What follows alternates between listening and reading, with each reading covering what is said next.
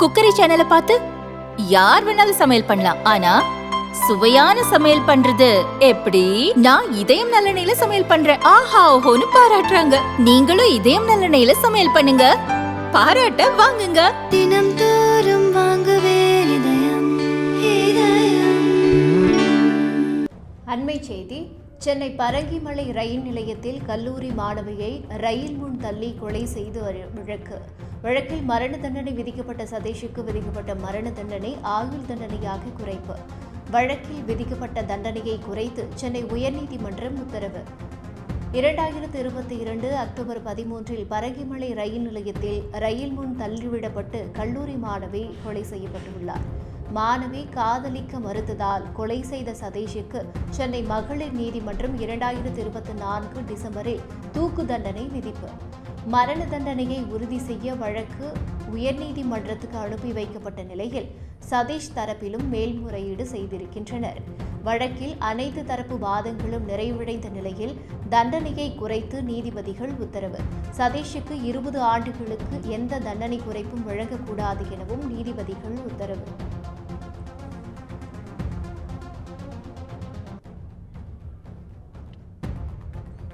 சென்னை பரங்கிமலை ரயில் நிலையத்தில் கல்லூரி மாணவியை ரயில் முன் தள்ளி கொலை செய்த வழக்கு தொடர்பாக வழக்கில் மரண தண்டனை விதிக்கப்பட்ட சதீஷுக்கு விதிக்கப்பட்ட மரண தண்டனை ஆயுள் தண்டனையாக குறைக்கப்பட்டுள்ளது.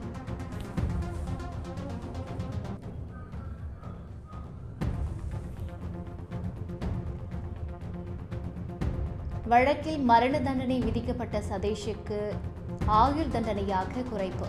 வழக்கில் விதிக்கப்பட்ட தண்டனையை குறைத்து சென்னை உயர்நீதிமன்றம் உத்தரவு.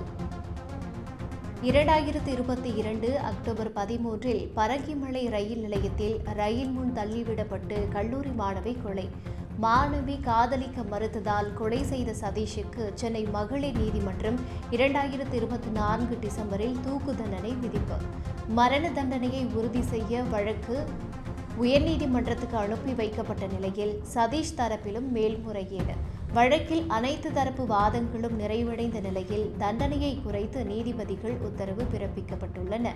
சதீஷுக்கு 20 ஆண்டுகளுக்கு எந்த தண்டனை குறைப்பும் வழங்கக்கூடாது எனவும் நீதிபதிகள் உத்தரவு.